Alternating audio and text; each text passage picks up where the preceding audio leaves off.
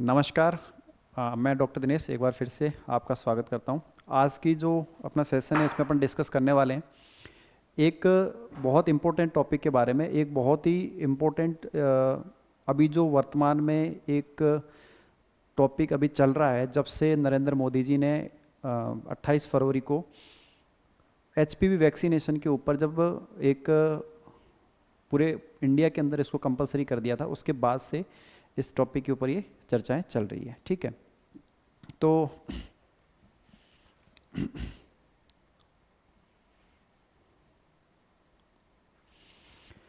नमस्कार, मैं डॉक्टर दिनेश एक बार आपका फिर से स्वागत करता हूं। आज के इस सेशन में आपका बहुत बहुत स्वागत है। आज अपन एक ऐसे चर्चित टॉपिक के बारे में डिस्कस करने वाले हैं जिसके बारे में इन दिनों बहुत ही कॉमन टॉपिक ये चर्चा का विषय बना हुआ है। क्यों? क्योंकि इसके पीछे अभी थोड़े ही दिन पहले अपने इंडिया में इस चीज़ से रिलेटेड HPV वैक्सीनेशन का जो प्रोग्राम है वो पूरे इंडिया के लिए लॉन्च किया गया था। तब से ये टॉपिक काफ़ी ज़्यादा चर्चा में बना हुआ है, तो इसको डिटेल पढ़ने के लिए आज का ये सेशन हमने रखा गया है।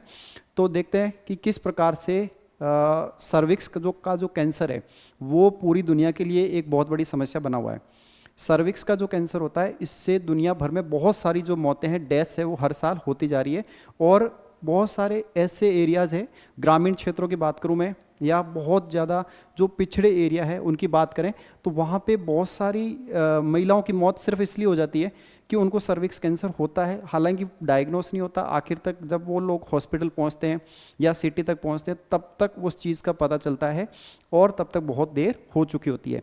तो इस वजह से कई बार ये डिजीज़ शुरुआती फेजेज़ में समझ में नहीं आती, पकड़ में नहीं आती, इसलिए भी इसकी वजह से बहुत सारे मौतें हर साल इंडिया में भी और पूरी दुनिया में भी कंटिन्यूअसली बढ़ती जा रही है।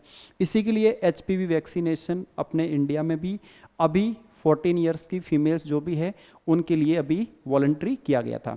तो आज बात करने वाले हैं अपने सेशन में कि आखिर ये सर्विक्स कैंसर जो होता है वो कैसे होता है, क्यों होता है, इसका मैकेनिज्म क्या है, और इसको रोकने के लिए अपन क्या उपाय किए जा सकते हैं या क्या उपाय गवर्नमेंट्स के द्वारा किए जा रहे हैं। सबसे पहले मैं आपकी बात करूं कि कैंसर चाहे वो किसी भी टाइप का हो, उसका एक कॉमन मैकेनिज्म होता है जो हम लोग जानते हैं कि कैंसर कब होता है। जब कोई भी नॉर्मल जो सेल है, नॉर्मल जो कोशिकाएं हैं, नॉर्मल सेल है, वो कंटिन्यूअसली अपना काम कर रही है, वो डिवीजन हो रही है, प्रॉपर सेल साइकिल चल रहा है, कोशिका चक्र चल रहा है।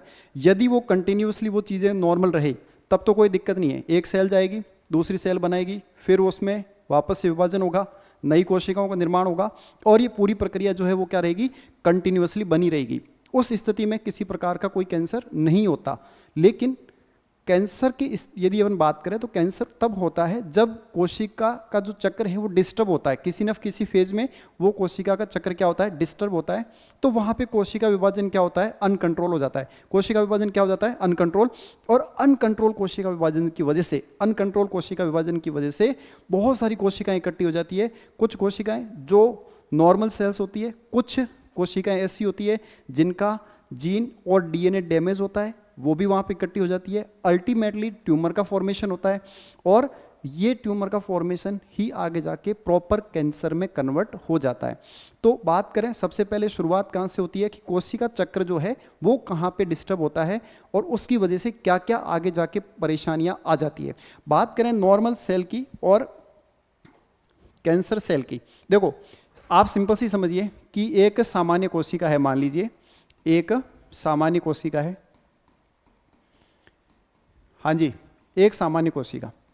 यदि मैं सामान्य कोशिका की बात करूं तो मान लीजिए कि इसका जो 24 यानी कि 24 घंटे में जो उसका सामान्य कोशिका विभाजन का जो चक्र चल रहा है, सामान्य कोशिका विभाजन का क्या चल रहा है, चक्र चल रहा है।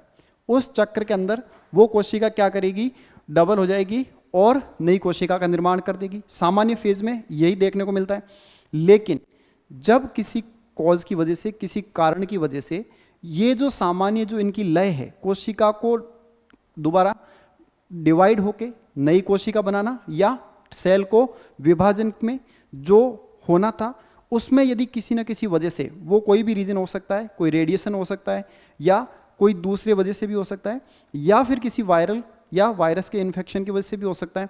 तो इन सब कारणों से, किसी भी कारणवश से यदि ये कोशिका चक्र क्या हो जाए, डिस्टर्ब हो जाए, ये कोशिका चक्र क्या हो जाए, डिस्टर्ब हो जाए, जब ये सेल साइकिल क्या हो जाए, ये सेल साइकिल क्या हो जाए, डिस्टर्ब हो जाए, मान लीजिए क्या हो गया, सेल साइकिल डिस्टर्ब हो गया। तो जब ये सेल साइकिल डिस्टर्ब होगा तो अब वहाँ पे बहुत सारी कोशिकाएं बनेगी। जैसे एक कोशिका से 2 बनी थी, अब उसकी जगह बहुत सारी कोशिकाएं बनेगी, और जितनी भी नई कोशिकाएं बनने वाली है उनमें क्या होगा, डीएनए भी क्या रहेगा, वहाँ पे डैमेज डीएनए आएगा। उस डैमेज डीएनए की वजह से वहाँ पे जितनी भी नई सेल्स बनेगी वो अब प्रॉपर फंक्शनिंग सेल्स नहीं होगी, सामान्य कोशिकाएं नहीं होगी, और उनकी वजह से क्या होगा, वहाँ पे कैंसर का फॉर्मेशन होगा, ट्यूमर का फॉर्मेशन होगा। तो सिंपल सा कॉन्सेप्ट आपको याद रखना है कि नॉर्मल सेल जो होती है वो नॉर्मली तरीके से अपना सेल साइकिल चलाती रहती है, कोशिका चक्र चलाती रहती है, डिवाइड होती रहती है, नई कोशिका बनाती रहती है, और पूरा कोशिका चक्र है वो कंटिन्यूअसली चलता रहता है। लेकिन कैंसर के केस में जो कोशिकाएं होती है वो असामान्य रूप से अनकंट्रोल तरीके से उनका विभाजन शुरू हो जाता है। तो सेल साइकिल क्या होगा, डिस्टर्ब, और जब सेल साइकिल डिस्टर्ब होगा तो अपन क्या कहेंगे, असामान्य रूप से अनियंत्रित कोशिका विभाजन, अनियंत्रित कोशिका विभाजन। तो जब अनियंत्रित कोशिका विभाजन होगा तो क्या होगा भैया, कोशिकाएं बहुत सारी इकट्ठा हो जाएगी, और जब बहुत सारी कोशिकाएं इकट्ठा हो जाएगी तो वहां पे ट्यूमर का फॉर्मेशन हो जाएगा, और यही ट्यूमर क्या हो जाता है, आगे जाके पूरा प्रॉपर एक कैंसर का रूप ले लेता है। तो सामान्य चाहे कैंसर कोई सा भी हो, मैंने एक आउटलाइन आपको बता दी, सामान्य जो चीज़ें चल रही है उससे यदि कुछ अलग हो रहा है तो वो किस फॉर्म में कन्वर्ट हो जाएगा, कैंसर की फॉर्म में। आज की जो अपनी क्लास है, आज का जो अपना सेशन है वो सर्विक्स कैंसर से रिलेटेड है। तो सर्विक्स कैंसर में क्या चीज़ होती है उसको अपन अच्छे से देखते हैं। देखिए, सबसे पहले बात करूं मैं सर्विक्स कैंसर। तो सर्विक्स के बारे में आपको इतना पता होना चाहिए कि ये गर्भाशय को योनि से जोड़ने का काम करती है। ठीक है, ऐसे समझ लीजिए, इंग्लिश में यूट्रस को कनेक्ट करता है ये वेजाइना से। ठीक है, तो यूट्रस को जब ये वेजाइना से कनेक्ट करता है तो ये क्या है, कनेक्टिंग पार्ट है। तो बहुत इंपॉर्टेंट रोल होता है इसका जब डिलीवरी होती है, या उसके अलावा जितना भी अपन बात करें प्रोटोकॉल रिप्रोडक्टिव पार्ट की, तो सर्विक्स का बहुत इंपॉर्टेंट रोल होता है। लेकिन यहाँ होता क्या है कि जैसे ही मान लो कोई पर्टिकुलर पर्सन, उसको मान लो एचपीवी का संक्रमण हो गया। अब एचपीवी क्या होता है उसको समझते हैं। ठीक है, तो एचपीवी का संक्रमण हो गया, एचपीवी का क्या हो गया, संक्रमण। एचपीवी क्या होता है, तो देखिए एचपीवी क्या होता है, एक वायरस है, ह्यूमन पैपिलोमा वायरस। ठीक है, ह्यूमन पैपिलोमा वायरस। ठीक है, अब ये ह्यूमन पैपिलोमा वायरस फैलता कैसे है, तो ये फैलता है यौन संक्रमण से। किससे फैलता है ये, यौन संक्रमण से फैलता है। किससे फैलता है ये, यौन संक्रमण से। ठीक है, तो यौन संक्रमण की वजह से वहाँ पे यौन संक्रमण की वजह से ये ह्यूमन पैपिलोमा वायरस जो है वो कंटिन्यूसली आगे से आगे क्या होता रहता है, स्प्रेड होता रहता है, फैलता रहता है। ठीक है, जैसे कोई फीमेल है वो खुद पहले से ही एचपीवी संक्रमित है, उसको ह्यूमन जो पैपिलोमा वायरस है उसको संक्रमण हो रखा है। मान लो वही फीमेल फिर किसी और दूसरे पर्सन के साथ क्या करे, सेक्सुअल इंटरकोर्स करे, उस दौरान क्या होगा, फिर से वो किसी दूसरे को संक्रमित करेगी। इस तरीके से मान लीजिए उस पर्टिकुलर फीमेल के यदि मान लो मल्टीपल सेक्सुअल पार्टनर है तो वो धीरे धीरे वो क्या होगा, बार बार उसका रिकरेंट इन्फेक्शन होता रहेगा और वो मल्टीपल लोगों के साथ फैलता रहेगा। तो बार बार रिकरेंट इन्फेक्शन की वजह से जो एचपीवी का संक्रमण हो चुका है, जो पर्सन एचपीवी के संक्रमण से ग्रसित हो चुका है, जिसको एक बार एचपीवी का संक्रमण हो चुका है, अब हो चुका है तो वो क्या करेगा, धीरे धीरे वो क्या करेगा, वहाँ पे सेल को, जो आपके सर्विक्स वाला एरिया है, उस सर्विक्स वाले एरिया की सेल्स को क्या करना शुरू कर देगा, धीरे धीरे वहाँ की सेल्स को डैमेज करने की कोशिश करना प्रारंभ कर देगा। तो यहाँ पे क्या बोला मैंने, यौन संक्रमण से फैलता है। तो अपन ये कह सकते हैं कि ये एक तरीके से पूरी तरीके से यौन संक्रमित जो रोग है वो फैलाने का काम कर रहा है। यौन संक्रमित रोग फैलाने का काम करता है एचपीवी, बिल्कुल साहब, एचपीवी क्या करता है, यौन संक्रमित रोग फैलाने का काम करता है, ये तो फिक्स हो गया। अब बात ये करते हैं कि सर जब ह्यूमन पैपिलोमा वायरस जो एचपीवी है वो तो क्या सारे एचपीवी खराब होते हैं? क्या सारे एचपीवी खराब होते हैं क्या? नहीं, सारे एचपीवी खराब नहीं होते। ह्यूमन पैपिलोमा वायरस के 200 से अधिक स्ट्रेन जो होते हैं अब तक खोजे जा चुके हैं, लेकिन ऐसा नहीं है कि कोई भी एचपीवी आएगा और सर्विक्स में कैंसर कर देगा, या कोई भी एचपीवी आएगा या सर्विक्स के अलावा भी मान लीजिए जेनाइटल का दूसरे जो जेनाइटल ऑर्गन्स है, वेजाइना है, ठीक है, इसके अलावा वल्वर पार्ट है, उनमें से किसी का कैंसर कर देगा, ऐसा पॉसिबल नहीं है। या कि ये है कि सर कोई सा भी ऐसा पॉसिबल नहीं हो सकता। क्यों? क्योंकि जितने भी इसके अब तक स्ट्रेन खोजे गए हैं उनमें से सबसे खतरनाक जो स्ट्रेन माना गया है वो माना गया है 16 और 18 वाले को।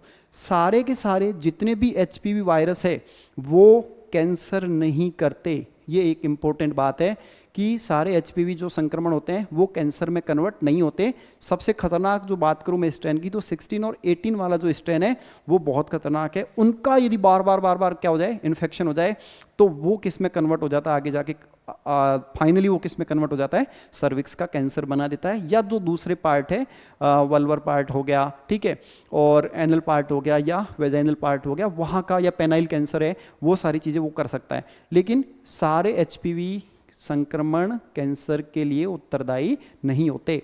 तो ये क्वेश्चन भी बहुत सारे एग्जाम्स में अलग अलग पूछा जाता है, तो जो भी पैरामेडिकल के बच्चे हैं उनके लिए बहुत इंपॉर्टेंट है ये चीज़, ठीक है। तो बात आई, आगे चलते हैं। तो यहाँ पे होता क्या है कि 16 या 18 वाला है क्या एचपीवी का संक्रमण? क्यों हो रहा है? क्योंकि मल्टीपल रीजन्स है, लेकिन सबसे कॉमन रीजन क्या है, सेक्सुअल इंटरकोर्स। मल्टीपल पर्सन के साथ यदि कांटेक्ट में है, उसके साथ कोमॉर्बिडिटी, जैसे कोई स्मोकिंग कर रहा है या कोई अन्य दूसरी चीज़ का एडिक्टेड है, ठीक है, तो उन लोगों में इसको फैलने की ज़्यादा संभावना बनी रहती है। अब इसकी वर्किंग देखिए, वर्किंग किस तरीके से होती है। जैसे मान लीजिए कि लगातार किसी फीमेल को लगातार उसको क्या हो रहा है, एचपीवी संक्रमण हो रहा है।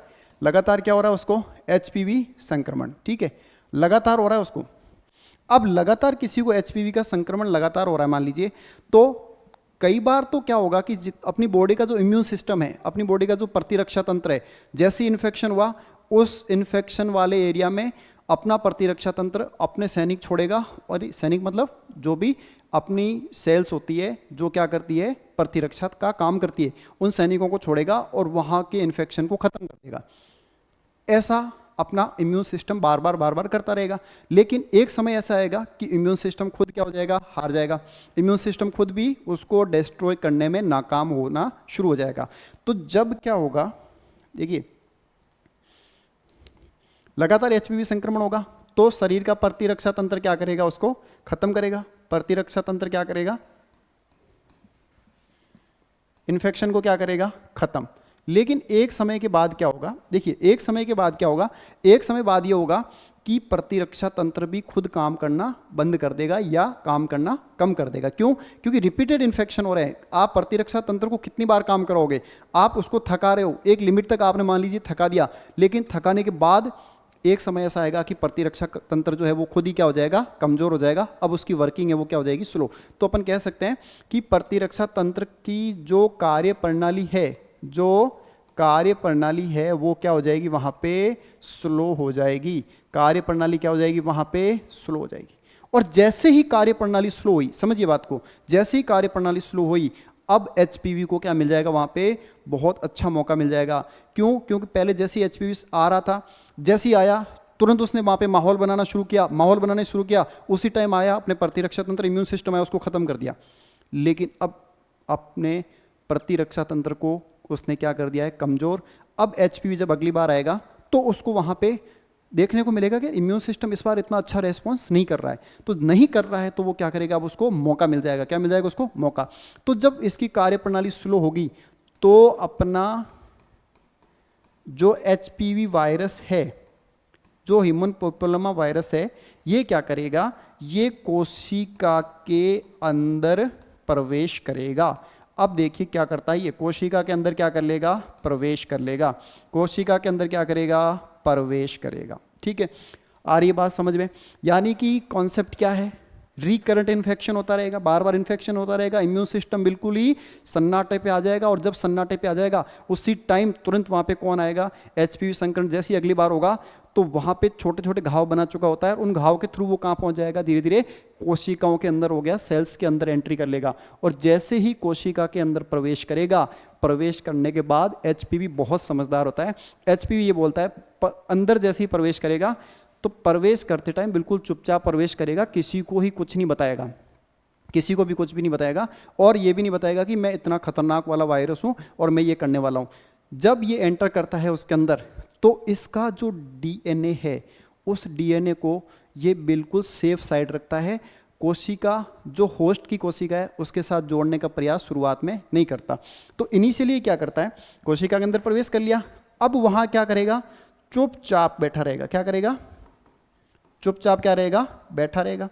बैठा रहेगा मतलब क्या करेगा कि इसको वहाँ जाके माहौल देखता है, ये वहाँ क्या करता है, माहौल देखता है, जो होस्ट है यानी जिसके अंदर इसने प्रवेश किया है, जिसकी कोशिका में, अब वहाँ जाके क्या देख रहा है, माहौल देख रहा है कि आसपास क्या चल रहा है, इसको पूरा माहौल देखता है कि किस प्रकार की होस्ट की सेल है, वो किस तरीके की है, उसका ओरिएंटेशन किस टाइप का है, उसका डीएनए किस टाइप का, थोड़ी देर माहौल देखता रहता है।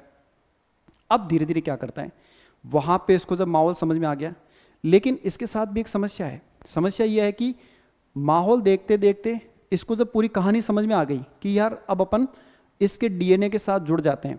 क्यों, क्योंकि इसको डीएनए के साथ जुड़ेगा तभी अपना रेप्लिकेशन कर पाएगा। क्यों, क्योंकि नॉर्मल सेल की तरह ये काम नहीं कर पाएगा। वहाँ पे ये होस्ट की जो कोशिका है, उस होस्ट की कोशिका में क्या है, डीएनए, तो ये उस डीएनए से जुड़ने के लिए कोशिश करेगा, और जब ये उससे डीएनए के साथ जुड़ने की कोशिश करेगा तो इसकी कोशिश कामयाब तो होगी, लेकिन ये अपने साथ भी कुछ ऐसे वायरल प्रोटीन लेके चलता है जो कुछ इसका काम आसान बना देते हैं, कुछ इसका काम जो है वो क्या बना देते हैं, टफ। जैसे कि मैं बात करूं, जो आपका वायरल जो एचपीवी है वायरस, इसके पास देखो क्या है, वायरल प्रोटीन है, कोई दिक्कत ही नहीं है, बिल्कुल है। इसके पास क्या है, वायरल प्रोटीन। और जब इसके पास वायरल प्रोटीन है तो वायरल प्रोटीन कौन कौन से हैं इसके पास, बहुत सारे हैं। E2 है, ठीक है, E6 है, और साथ में इसके पास कौन है, E7 भी है। तो देखिए E2 की मैं यदि बात करूं तो E2 क्या करता है, वहां पे कंट्रोलर का काम करता है। किसका काम करता है, कंट्रोलर का काम करता है। E2 ये देखता है कि भाई ये E6 और E6 है, E6 और जो E7 है इनको कंट्रोल करके रखना है। क्यों, क्योंकि E2 अपने साथ वालों को जानता है, ये वायरल प्रोटीन है, और इस viral protein E2, E6, E7 बहुत सारे हैं उस वायरस के अंदर। एचपीवी के अंदर ये जितने भी वायरल प्रोटीन है, इनमें से E2 जानता है अपने साथ वालों को, किसको, E6 को और E7 को। E6 और E7 के बारे में E2 को सब अच्छे से पता है कि यदि ये दोनों कंट्रोल से बाहर हो गए तो इस होस्ट सेल के अंदर के डीएनए को डैमेज कर देंगे। ये किसको पता है, E2 को। तो E2 क्या करता है, कोशिश ये करता है कि E6 और E7 जो है वो जितना हो सके शांत बैठे रहे, जितना हो सके शांत बैठे रहे, क्योंकि यदि E6 या E7 एक बार एक्टिव हो गए तो ये क्या करेंगे, वहाँ होस्ट सेल को क्या कर देंगे, डैमेज करने का काम करेंगे। हालांकि एचपीवी की ही वायरल प्रोटीन है, लेकिन E2 को आप अच्छा आदमी कह सकते हो। क्यों, क्योंकि ये होस्ट सेल को एक तरीके से प्रोटेक्शन देने का काम करता है कि भाई ये चाहता है कि E6 और E7 जो है वो क्या करे, जितनी कोशिश हो सके इनको दबा के रखें, क्योंकि E6 और E7 दोनों भाई और दोनों ये कैसे हैं, तबाही वाले हैं। क्यों, क्योंकि ये दोनों जाके क्या करेंगे, वहाँ पे अटैक करेंगे और होस्ट सेल को पूरी तरीके से क्या कर देंगे, वहाँ पे डैमेज कर देंगे। तो यहाँ पे सीन क्या होगा, E2 क्या है, यहाँ पे प्रोटेक्टिव काम करता है। क्या करता है, प्रोटेक्शन का काम करता है, ठीक है। प्रोटेक्शन बोल दीजिए या इसको सप्रेसर बोल दीजिए। सप्रेसर किसका, दबाने वाला किसको, किसको दबाएगा, ये दबाएगा आपके E6 को और E7 को। किसको दबाएगा, ये E6 को दबाएगा और E7 को दबाएगा। क्यों दबा रहा है E6 और E7 को, क्योंकि इसको सब कुछ अच्छे से पता है E6 और E7 बहुत खतरनाक है, ये होस्ट सेल को डैमेज कर सकते हैं, उसके डीएनए को डैमेज कर सकते हैं। लेकिन एक टाइम तक तो ये सब कुछ करता रहेगा, लेकिन एक समय आएगा जब क्या होगा, डीएनए ऑफ एचपीवी, ठीक है, इंटीग्रेट हो जाएगा, इंटीग्रेशन हो जाएगा किसके साथ, होस्ट सेल डीएनए के साथ। किसके साथ हो जाएगा? होस्ट सेल डीएनए के साथ। किसके साथ हो गया? होस्ट सेल डीएनए के साथ। जैसे ही किसका? एचपीवी का डीएनए और होस्ट सेल का डीएनए आपस में मिले, जैसे ही आपस में ये दोनों डीएनए मिले, होस्ट सेल का डीएनए और इसका डीएनए जैसे ही आपस में मिल गए, वहां पे मिलते ही यहां पे एक बहुत बड़ा कहानी में ट्विस्ट आता है।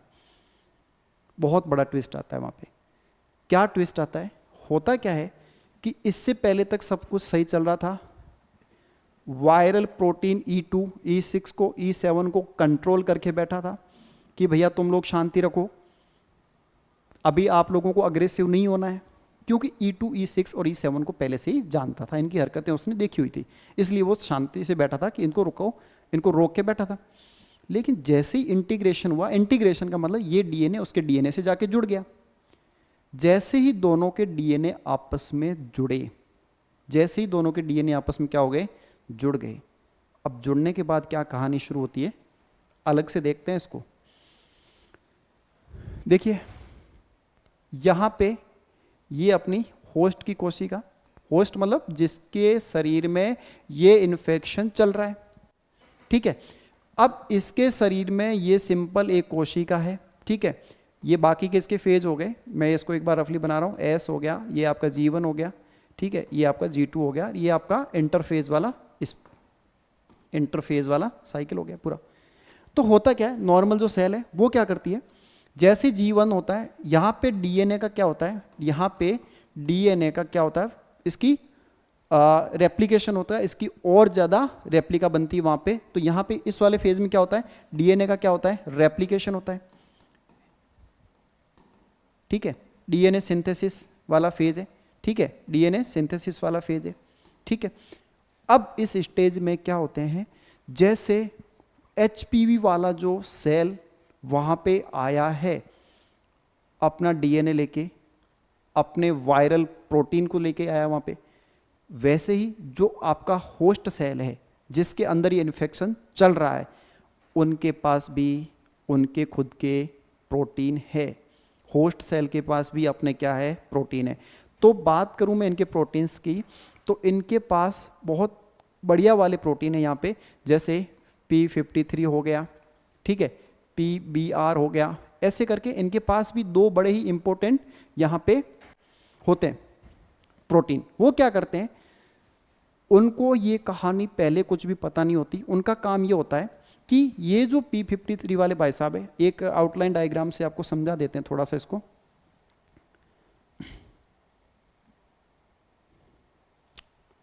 ठीक है,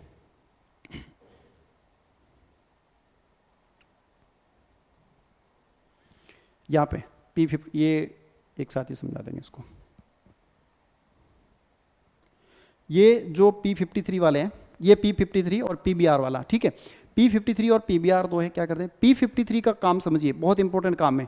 P53 क्या करता है, P53 यहाँ पे बॉस है। P53 क्या है यहाँ पे, बॉस।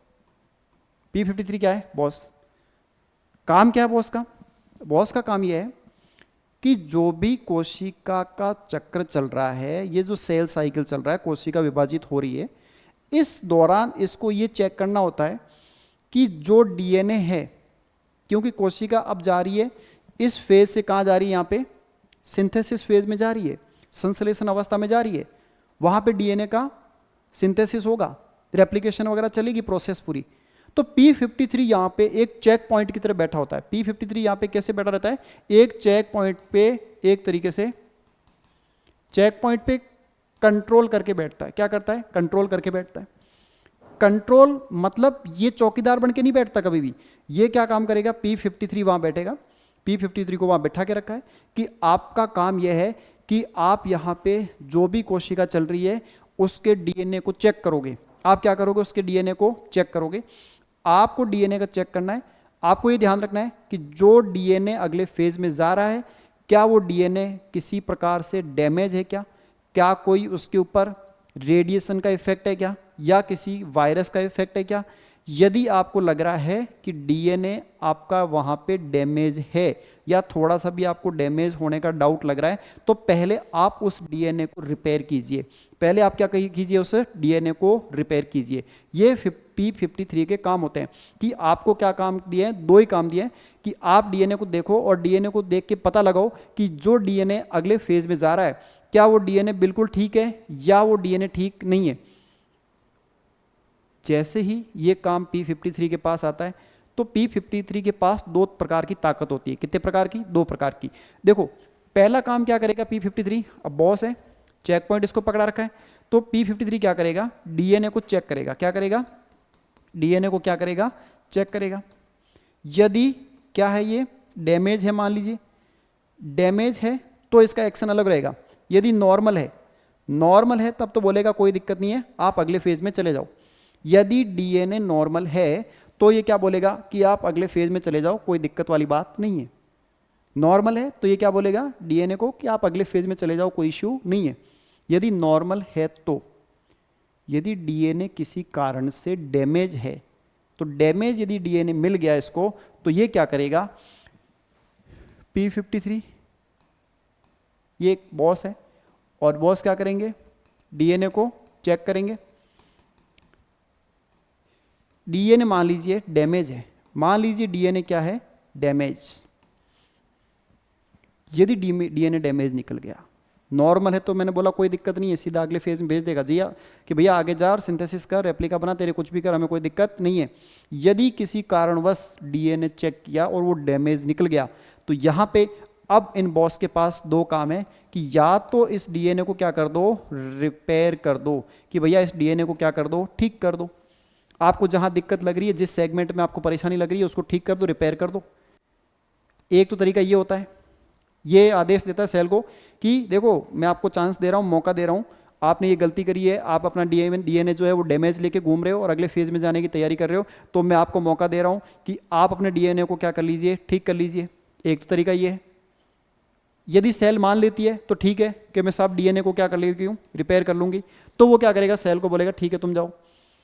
यदि रिपेयर होने लायक डीएनए नहीं है, रिपेयर के लायक ही नहीं है, और यदि सेल उसको रिपेयर नहीं करती है, यदि रिपेयर नहीं करोगे आप सेल को, उस डीएनए को रिपेयर नहीं कर रहे हो मान लो, या किसी कारणवश आपके पास इतनी एबिलिटी अब नहीं बची कि डीएनए इतना ज़्यादा अब डैमेज हो चुका है कि उसको आप रिपेयर कर सको, उस सिचुएशन में क्या होगा, उस सिचुएशन में होगा ये कि ये सेल को बोलेगा तुम आत्महत्या कर लो। क्या बोलेगा, तुम आत्महत्या कर लो। यानी कहानी क्या कह रही है, ये P53 भाई साहब वाकई में बॉस इसीलिए बोलते हैं इनको कि या तो सेल को बोलता है तू तेरा डीएनए ठीक कर ले तो अगले फेज में जाने दूंगा, और यदि ठीक नहीं करना है तेरे को तो एक ही काम कर, तू सुसाइड कर ले। एपोप्टोसिस बोलते हैं इसको, कि सेल को बोला जाता है तू सुसाइड कर ले। क्यों? क्योंकि यदि ये डैमेज डीएनए अगले फेज में पहुंच गया, ये डैमेज डीएनए यदि अगले फेज में पहुंच गया, मैंने अभी आपको सेल साइकिल बताया था कि यदि मान लो ये अगले फेज में पहुंच गया, तो वहां पे बार बार जो होगा वो डैमेज डीएनए का फॉर्मेशन होता रहेगा, और जितना ज़्यादा डैमेज डीएनए का फॉर्मेशन होगा, उस सिचुएशन में दिक्कत क्या आएगी, उस सिचुएशन में दिक्कत ये आएगी कि नंबर ऑफ सेल्स, जितनी भी नई सेल्स बनेगी उन सब में क्या होगा, डैमेज डीएनए होगा, और डैमेज डीएनए ही जाके कैंसर का एक कारण बन जाता है। इसलिए इसको यहाँ पे बॉस बोला जाता है। कोशिका को सीधा धमका देता है कि भैया सुसाइड कर ले, आगे एक कदम नहीं बढ़ना तेरे को। ठीक हो जाए तो ठीक है, पहले चेतावनी दे देता है, वार्निंग, मौका देता है उसको, रिपेयर हो जा, रिपेयर नहीं हो रही कोई बात नहीं, सुसाइड कर ले, लेकिन मेरा नाम खराब नहीं करना। क्योंकि यदि आगे पहुंच गया तो नाम किसका खराब होगा, बॉस का, क्योंकि बॉस ने ही तो इसको आगे जाने दिया है। तो जब बॉस ने इसको आगे जाने दिया तो इसका नाम खराब हो जाएगा, और ऐसा ये बिल्कुल भी रिस्क नहीं लेता। तो यहाँ पे ये बहुत इंपॉर्टेंट रोल होता है P53 का। ये बॉस होते हैं भैया, ये क्या करते हैं, ये बॉस होते हैं, ये ध्यान रखते हैं कि कोई उल्टा पुल्टा डीएनए अगले फेज में जाने के लिए तैयार नहीं हो जाए। अब बॉस के पास एक उसका खुद का कर्मचारी भी है। बॉस के पास क्या है, खुद का कर्मचारी, जिसको बोलते हैं PBR। ये क्या है, ये एक तरीके से आप इसको समझ लो, ये गेट कीपर है, या इसको आप मान लीजिए ये गार्ड का काम करता है। किसका काम करता है, गार्ड का। ठीक है, अब गार्ड का काम करता है तो कैसे काम करेगा, देखिए कहानी इसकी समझिए कि जैसे ही मान लो वहाँ पे डैमेज डीएनए का पता चल जाता है, तो अब इसकी जिम्मेदारी क्या बनती है? इसकी जिम्मेदारी यहाँ P53 डायरेक्ट इसको आदेश नहीं देता कि तू इसको रोक ले, आगे मत जाने देना। यहाँ पे P53 डायरेक्ट इस पे काम नहीं करता। P53 भी किसी मीडिएटर, P21 वगैरह बहुत सारे रिसेप्टर्स होते हैं वहाँ पे, बहुत सारे वहाँ पे वायरल प्रोटीन, उनके थ्रू काम करता है। बहुत अंदर की डेप्थ मैकेनिज्म होती है। लेकिन वो क्या करेगा? वो डायरेक्ट ही क्या करेगा? उस मीडिएटर के थ्रू इसके पास मैसेज भिजवाएगा, इसको मैसेज भेजेगा कि भैया एक काम करना, ऐसी ऐसी दिक्कत हो गई है और आपको यहाँ पे ऐसा ऐसा कोई डैमेज डीएनए आपके पास आने वाला है, तो आप क्या करिए, उसको रोक दीजिए, अगले फेज में मत जाने दीजिए। तो ये क्या करता है? डैमेज डीएनए को क्या करता है? रोकता है। क्या करता है? ये रोकता है, नेक्स्ट फेज में जाने से रोकता है। कहाँ से? नेक्स्ट फेज में जाने से ये डीएनए को क्या करता है? रोकता है वहाँ पे कि नहीं भैया आगे मत जाइए। क्यों नहीं जाइए? क्योंकि आप क्या हो? डैमेज हो, आपको आगे बिल्कुल भी नहीं जाना है। यानी कि P53 और PBR आपस में बड़ी ही तरीके से मिलकर काम करते हैं। और जब सामान्य कोशिका होती है, उस पर किसी प्रकार का कोई दूसरा इन्फेक्शन की वजह से कोई HPV या दूसरा कोई कोज वहाँ पे जब नहीं होता है, उस सिचुएशन के अंदर ये सारी प्रक्रियाएं नॉर्मल तरीके से चलती रहती है। कोई डैमेज हो गया, रिपेयर कर दो, सेल सुसाइड करके खत्म करो, नया मैटर शुरू करो, ये सब कुछ सामान्य तरीके से चलता रहता है। लेकिन अब आते हैं अपने HPV वाले मैटर पे कि आखिर HPV जो होता है वो ऐसा क्या करता है। तो देखिए HPV में क्या होता है, E6 और HPV में मैंने आपको बताया, HPV भी अपने साथ क्या लेके आ रहा है, देखिए HPV भी क्या लेके आ रहा है, E6 लेके आ रहा है और E7 लेके आ रहा है, E2 भी लेके आ रहा है। लेकिन मैंने क्या बोला, E2 तो एक भला आदमी है, वो क्या करता है, इन दोनों राक्षसों को क्या करके रखता है, कंट्रोल करके रखता है। तो यहाँ पे सबसे पहले जैसे ही DNA इंटीग्रेशन शुरू हो जाएगा, DNA का क्या हो जाएगा, इंटीग्रेशन चालू हो जाएगा, यानी कि दोनों के DNA इस तरीके से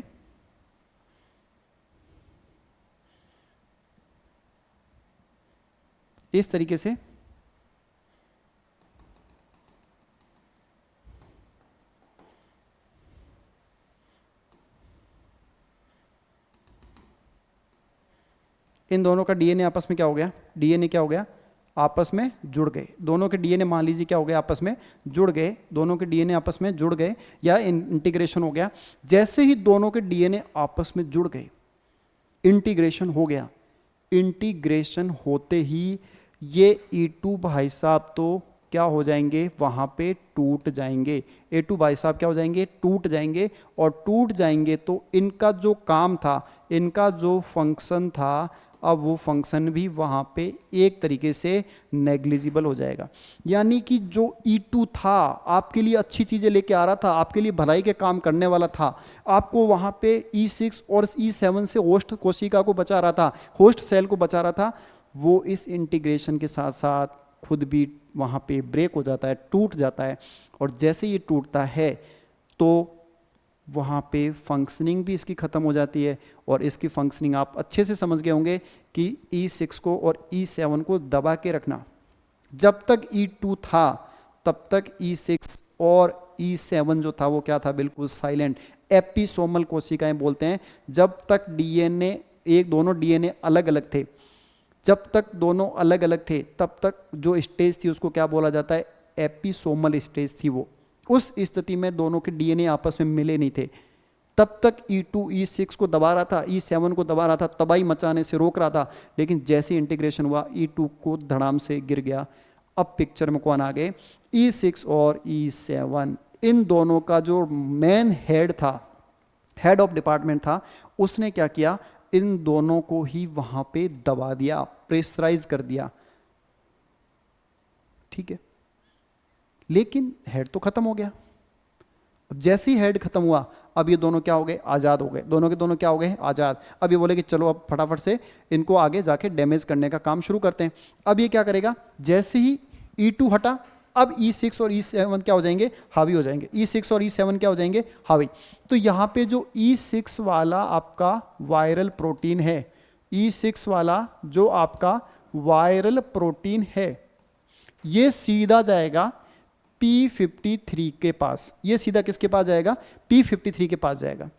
जो E6 है वायरल प्रोटीन है वो किसके पास जाएगा? सीधा P53 के पास। इस P53 के पास जाके इसको सीधा इसके ऊपर हमला बोलेगा और इसको क्या कर देगा? डिस्ट्रॉय कर देगा। इसको क्या कर देगा? डिस्ट्रॉय कर देगा। आ रही बात समझ? सीधी सी कहानी क्या करेगा? वायरल प्रोटीन जाएगा और इस P53 को क्या कर देगा? वहां पे डिस्ट्रॉय कर देगा। यानी कि जैसे ही E2 हटा, इसको मौका मिला, जैसे ही इसको मौका मिला तो ये सीधा गया और सीधा जाके P53 का गला पकड़ लिया कि देख अब तेरा टाइम खत्म हो गया, अब तेरे को खत्म होना है और तेरे को जाने का समय हो गया। तूने बहुत दिन से डैमेज डीएनए को हटा हटा के कोशिकाओं को बचाया, लेकिन आज तेरा समय आ गया, आज तेरे को हम खा के रहेंगे।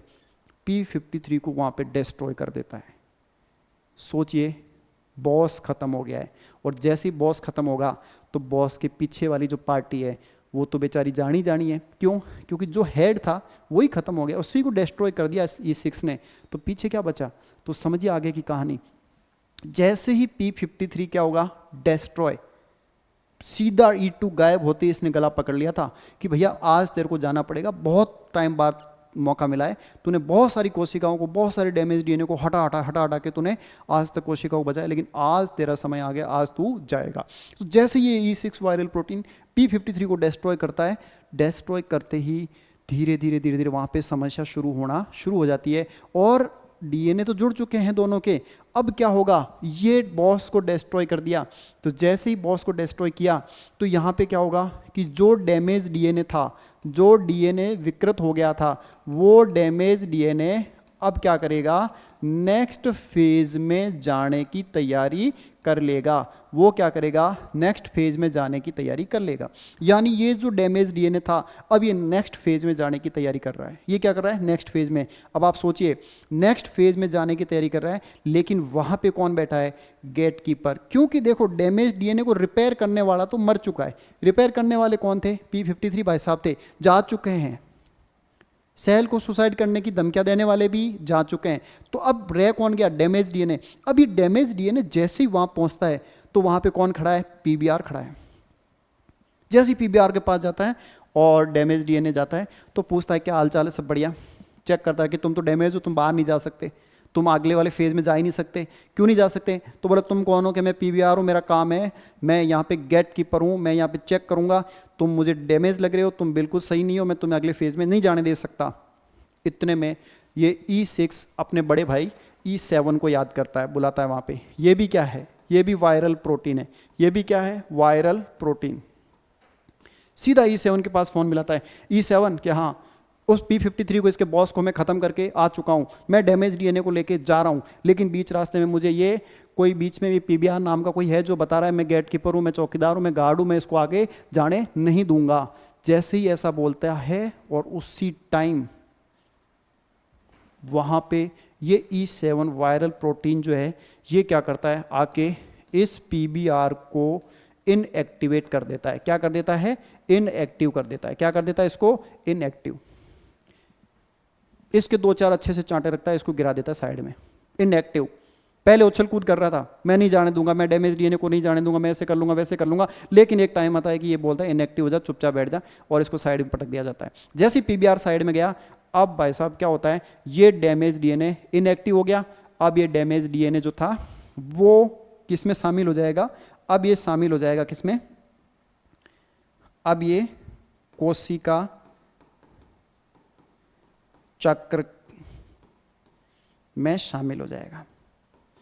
कोशिका चक्र में क्या हो जाएगा? ये शामिल हो जाएगा।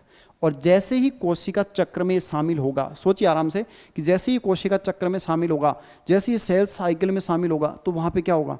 सेल साइकिल में शामिल हो जाएगा। तब पूरा जितना भी सेल साइकिल चलेगा उसमें लगातार क्या होगा? डैमेज डीएनए वाली सेल्स बढ़ती रहेगी और फिर लगातार, क्योंकि अब लगभग धीरे धीरे जैसे टाइम आगे निकलेगा, धीरे धीरे ये सारी वहाँ की जो कोशिकाएँ, जितनी भी वहाँ की सेल्स है, वहाँ उस पर्टिकुलर एरिया की जितनी भी सेल्स है, उन सारी सेल्स के अंदर ये क्या करेगा? वहाँ पे कंटिन्यूअसली डैमेज डीएनए को प्रोड्यूस करवाते रहेंगे। क्यों? क्योंकि इनके बॉस को और इनके चौकीदार को सबको ख़त्म कर चुके हैं। और ये जब सबको ख़त्म कर चुका है तो अब इसका काम क्या रहेगा? इसका काम ये रहेगा कि अब ये बाकी की जो सेल्स है उनको भी डैमेज कर करके, उनके भी डीएनए को डैमेज कर करके उनका वहाँ पे रेप्लिकेशन सिंथेसिस करता रहेगा। और एक टाइम ऐसा आएगा कि इतनी सारी जो बिना काम की सेल्स है, क्योंकि डैमेज डीएनए की सेल्स कोई काम की नहीं होगी, वो सेल्स क्या हो जाएगी, इकट्ठी हो जाएगी और धीरे धीरे ट्यूमर का फॉर्मेशन वहाँ पे शुरू हो जाएगा और फाइनली क्या होगा, वहाँ पे कैंसर का फॉर्मेशन हो जाएगा। तो एक बार अपन इस फोटो को देखते हैं, इन सब में आपको क्लियरली अच्छे से सब कुछ दिख जाएगा कि किस तरीके से ये अटैक करता है। देखिए सबसे पहले वायरल डीएनए जो है वो एपिसोमल, मैंने बोला एपिसोमल का मतलब पहले जब तक नहीं जुड़ा है वो क्या है आपका एपिसोमल है। फिर लगातार इन्फेक्शन रहेगा, मान लीजिए लगातार इन्फेक्शन रहेगा, तो लगातार इन्फेक्शन की वजह से क्या होगा, ठीक है, लगातार इन्फेक्शन रहेगा, उसकी वजह से क्या होगा, ये इंटीग्रेशन हो जाएगा और वायरल डीएनए और होस्ट डीएनए जो होंगे जो आपस में क्या हो जाएंगे, जुड़ जाएंगे। होस्ट डीएनए और वायरल डीएनए जो होंगे वो आपस में क्या हो जाएंगे, जुड़ जाएंगे। और जैसे ही होस्ट डीएनए और वायरल डीएनए आपस में जुड़ेंगे तो देखो मैंने क्या बोला, यहाँ पे E2 जीन जो था, मैंने E2 बताया था मैंने, वायरल प्रोटीन जो, वो यहाँ पे सपोर्ट करने का काम करता है, अच्छे काम करने के लिए आया है, लेकिन वो क्या कर रहा है, वो भी बेचारा खत्म हो रहा है। वो खत्म क्यों हो रहा है, क्योंकि जैसे इंटीग्रेशन हो गया इसका काम खत्म हो गया। अब क्या करेगा, जैसे ये खत्म हुआ तो E6 देख लीजिए, E6 और ये किसको करता है, P53 को क्या कर देता है, डिस्ट्रॉय कर देता है, उसको उड़ा देता है। जैसे ही P53 डिस्ट्रॉय हुआ फिर कौन बचा पीछे, PRB, ठीक है। तो जैसे PRB बचा, इसको भी क्या कर दिया इसने, इनएक्टिव कर दिया, इसको भी क्या कर दिया इसने, इनएक्टिव कर दिया, ठीक है, इसको इनएक्टिव कर दिया। और E2 जीन टूट गया था, फिर PRB इसको इनएक्टिव कर दिया, और इनएक्टिव करने के बाद अब ये E7 वैसे ही ओवर एक्टिव है, बहुत सारी सेल डिवीजन हो गई और वहाँ पे क्या बन जाएगा, कैंसर बन जाएगा, ठीक है। ये किस तरीके से दोनों डीएनए आपस में इंटीग्रेट होते हैं, वो मैंने अभी आपको डायग्राम से समझाया था कि किस तरीके से दोनों आपस में इंटीग्रेट होते हैं, दोनों आपस में ऐड होते हैं, वो आपको मैंने अभी इसमें बताया, ठीक है। और एक थोड़ा सा इसको भी देख लीजिए, यहाँ पे किस तरीके से E2, E6, E7 और P53, PRB आपस में काम करते हैं। देखिए सबसे पहले यहाँ पे HPV वायरस आ रहा है, इस इन्फेक्ट से इस सेल को क्या कर रहा है, इन्फेक्ट कर रहा है, इसको संक्रमित कर रहा है। और जब तक ये वायरल डीएनए जो है ये अलग पड़ा है, देखो इसके साथ अभी जुड़ा नहीं है, और जब तक इसके साथ नहीं जुड़ेगा इसको अपन क्या बोलते हैं, एपिसोमल डीएनए, क्या बोलते हैं इसको, एपिसोमल। यहां तक तो E2 क्या है, सुरक्षित है, यहां तक जो E2 प्रोटीन था, वायरल प्रोटीन था, वो क्या था, सुरक्षित था। लेकिन इसके जस्ट बाद में इंटीग्रेशन हुआ, और इंटीग्रेशन होती वायरल डीएनए और होस्ट डीएनए आपस में क्या हो गए, जुड़ गए, वायरल डीएनए और होस्ट डीएनए आपस में क्या हो गए, जुड़ गए। और जैसे ही आपस में जुड़ गए उसके बाद क्या सीन हुआ, देखिए P50 E6 आया, E6 ने क्या किया, P53 को डिस्ट्रॉय कर दिया, E7 ने PRB को क्या कर दिया, इनएक्टिव कर दिया। तो सेल साइकिल जो होगा अब क्या होगा, PRB इनएक्टिव हो गया। पहले क्या कर रहे थे P53 और सेल साइकिल को PRB मिलकर क्या कर रहे थे, सेल साइकिल को रोक रहे थे। जैसे ही डैमेज वाला आ रहा था उसको क्या कर रहे थे, कंट्रोल, नहीं भैया आगे फेज में नहीं जाना। लेकिन अब क्या हो गया, सेल साइकिल क्या हो गया, अनकंट्रोल, और अनकंट्रोल की वजह से यहाँ पे सेल जो होगी वो क्या रहेगी, फटाफट से क्या होती रहेगी, डिवाइड होती रहेगी। और E2 जो होगा वो क्या होगा, कंट्रोलर का काम कर रहा था, इसको कर देता है, PRB को क्या कर देता है, ब्लॉक कर देता है। और इन सब का जो रिजल्ट रहता है वो क्या रहता है, रिजल्ट ये होता है कि कैंसर हो जाता है। अब बात करें कैंसर की, तो देखो ये दो टाइप का होता है। जो सर्विक्स कैंसर होता है वो कितने टाइप का होता है, दो टाइप का, सिंपल सा है। सर्विक्स जो कैंसर है जो दो टाइप का होता है, दो टाइप होते हैं इसके। देखो सिंपल सी बात बता रहा हूँ इसमें, एक तो होता है स्क्वेमस सेल कार्सिनोमा, ठीक है, स्क्वेमस सेल कार्सिनोमा। देखो सिंपल सी कहानी समझिए कि जो सर्विक्स के बाहर वाला आउटर जो पार्ट है, आउटर पार्ट की सेल में किसी वजह से HPV इन्फेक्शन की वजह से वहाँ की यदि सेल ओवर ग्रोथ करती है और ट्यूमर फॉर्मेशन करती है, और वहाँ की सेल्स की वजह से यदि कैंसर प्रोड्यूस हो रहा है, तो उसको अपन क्या बोलते हैं, स्क्वेमस सेल कार्सिनोमा। जो भी वहाँ की आउटर पार्ट की जो सेल्स है, स्क्वेमस सेल्स है, उन सेल्स की वजह से जो कोई कार्सिनोमा हो रहा है, कैंसर प्रोड्यूस हो रहा है, तो उसको क्या बोला, स्क्वेमस सेल कार्सिनोमा। ध्यान से सुनिए, खास बात यह है कि 80 से 90% तक की जो पॉपुलेशन मिलती है सर्विक्स कैंसर की, 80 to 90% की जो पॉपुलेशन मिलती है उसमें हमेशा क्या मिलता है, स्क्वेमस सेल कार्सिनोमा मिलता है, उसमें हमेशा क्या मिलता है, स्क्वेमस सेल कार्सिनोमा मिलता है, ठीक है। इसके अलावा खास बात सेकंड देखिए, इसकी क्या खास बात है, एक तो 80 से 90%, दूसरी बात क्या होती है, ये इजीली डिटेक्ट होता है, ये इजीली इसको डायग्नोस कर सकते हैं, इजीली डायग्नोस कर सकते हैं। क्यों, क्योंकि जो भी बेसिक टेस्ट होता है, जैसे HPV टेस्ट करवा लिया आपने, मान लो पॉजिटिव आया, डाउटफुल लग रहा है, लेजन्स बन रहे हैं लगातार वहाँ पे, वहाँ की सेल आपको थोड़ा सा ओवरग्रोथ टाइप लग रहा है वहाँ पे, और जो पर्टिकुलर जिस पर्सन को मान लो वहाँ पे कैंसर का डेवलपमेंट शुरू हो गया है, तो एचपीवी इन्फेक्शन की वजह से उनके सिम्टम्स आ रहे हैं, मान लीजिए वहाँ पे इरेगुलर मेंस्ट्रुअल साइकिल है और सेक्सुअल इंटरकोर्स के दौरान वहाँ पे बहुत ज़्यादा सीवियर पेन हो रहा है, या बीच बीच में जैसे पीरियड्स के बीच बीच में मान लो ब्लीडिंग हो रही है, या कुछ फीमेल्स की कंप्लेन ये भी रहती है कि मीनोपॉज के बाद भी उनको ब्लीडिंग चलती रहती है। उस सारी सिचुएशन में जब आपको लगता है कि समथिंग इज कुछ रॉन्ग हो रहा है वहाँ पे, तो उस केस में यदि आप बेसिक जैसे पैप टेस्ट वगैरह होता है, पैप स्मीयर वगैरह होता है, तो वहाँ के सेल्स को, वहाँ पे टिश्यूज़ को थोड़ा सा लेके उनको जब हिस्टोपैथोलॉजी के लिए भेजा जाता है, तो इसको ईजिली थोड़ा सा डायग्नोस करने में ईजी रहता है ये, क्योंकि आउटर साइड में मिलता है और काफ़ी कॉमन माना जाता है, इसलिए इसको इजीली डायग्नोस किया जाता है। लेकिन इसके साथ साथ सेकंड जो मैं इसका नाम बता रहा हूं, एडिनोकार्सिनोमा। एडिनोकार्सिनोमा, देखो एडिनोकार्सिनोमा जो होता है ना, वो पहली बात तो बहुत कम में होता है, 10 to 20% फीमेल्स में होता है, 10 to 20% फीमेल्स में होता है, 10 to 20% फीमेल्स में होता है। लेकिन खास बात क्या है, खास बात यह है कि ये इतना इजीली डायग्नोस नहीं होता। ये जब थर्ड फोर्थ स्टेज तक जाने के बाद पता चलता है कि इस पर्टिकुलर फीमेल को सर्विक्स कैंसर है और वो भी एडिनोकार्सिनोमा है। रीज़न बता रहा हूँ, क्योंकि ये जो है वो सर्विक्स के जो ग्लैंडुलर सेल्स होती है, जो म्यूकस फॉर्मेशन करती है, म्यूकस फॉर्मेशन करने वाली जो ग्लैंडुलर सेल्स होती है, जो डीप सेल्स होती है, उनके अंदर लगातार वहाँ पे उनकी ओवरग्रोथ, ओवर वहाँ पे उनका जब सेल साइकिल चलते चलते सेल्स का ओवर फॉर्मेशन वहाँ पे हो जाता है, उस सिचुएशन में एडिनोकार्सिनोमा का डेवलपमेंट शुरू होता है। काफ़ी डीप है, काफ़ी अंदर की साइड है, ग्लैंडुलर सेल में होता है, लेस कॉमन है, इसलिए इसकी प्रॉपर स्क्रीनिंग के बिना, प्रॉपर टाइमली टेस्ट के बिना इसको डायग्नोस करना इतना आसान नहीं होता है। तो ये थे सर्विक्स कैंसर के दो टाइप। और इसके अलावा कुछ खास बातें इससे रिलेटेड जो ये है कि ये बहुत ज़्यादा वर्ल्ड वाइड समस्या है, अपने इंडिया की या अपने स्टेट की समस्या नहीं है, बहुत बड़ी कॉमन दिक्कत चल रही है इसके ऊपर। तो इसके लिए आजकल बहुत अवेयरनेस प्रोग्राम्स भी चलाए जा रहे हैं, ठीक है। तो अभी जैसे एचपीवी वैक्सीनेशन का भी शुरू किया है, ठीक है। तो ये काफ़ी कॉमन चीज़ें हैं जो इसको स्प्रेड करने से रोकने के लिए कुछ किए जाते हैं। सिम्टम्स की बात करें तो सिम्टम्स मैंने आपको बताया, जैसे एबनॉर्मल वेजाइनल डिस्चार्ज है, वेजाइनल से एबनॉर्मल डिस्चार्ज हो रहा है, थोड़ा फॉल स्मेलिंग होगा, या पिंकिश कलर का, मान लो किसी को वेजाइनल डिस्चार्ज हो रहा है पिंकिश कलर का, या फॉल स्मेलिंग वहाँ पे बिना कोई रीज़न के या बिना कोई टाइम के, आपको पता ही नहीं है, बार बार वहाँ पे वेजाइनल डिस्चार्ज हो रहा है, तो वो एक सस्पेक्टेड चीज़ हो सकती है। या किसी को सेक्सुअल इंटरकोर्स के टाइम बहुत ज़्यादा सीवियर पेन हो रहा है, तो वो भी एक इसका फैक्टर बन सकता है। इसका एक रीज़न बहुत सारे होते हैं, लेकिन जो कॉमन सिम्टम्स है वो मैं आपको बता रहा हूँ। या किसी को पीरियड्स के बीच में या पीरियड्स के आसपास के टाइम में, या उस टाइम मान लो ब्लीडिंग हो रही है, या किसी को मेनोपॉज के बाद ब्लीडिंग हो रही है, इस टाइप के जो कॉमन सिम्टम्स है। और इसकी एक खास बात है, जब ये बहुत ज़्यादा सीवियरिटी पे चला जाता है तो आसपास के जो ऑर्गन्स हैं, जैसे मान लो ब्लैडर को कंप्रेस कर दिया, ठीक है, रेक्टम को कंप्रेस कर दिया, ट्यूमर जैसे बहुत बड़ा हो गया, उस सिचुएशन में ये क्या करता है कि पेल्विक पेन होना शुरू हो जाता है, ठीक है, यूरिनेशन में, डिफिकेशन में काफ़ी ज़्यादा प्रॉब्लम्स आने लग जाती है।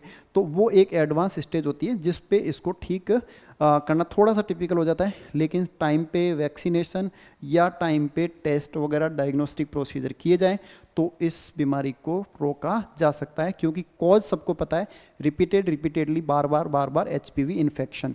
तो आज के सेशन में अपन ने कंप्लीट डिस्कशन कर लिया है कि किस प्रकार से सर्विक्स कैंसर होता है और इसका मेन कॉज क्या रहता है। नेक्स्ट सेशन में मैं इसी से रिलेटेड एचपीवी वैक्सीनेशन का एक बहुत ही प्यारा सा सेशन लेके आऊँगा। तब तक के लिए स्वस्थ रहिए, मस्त रहिए और अच्छे से पढ़ते रहिए। Thank you so much.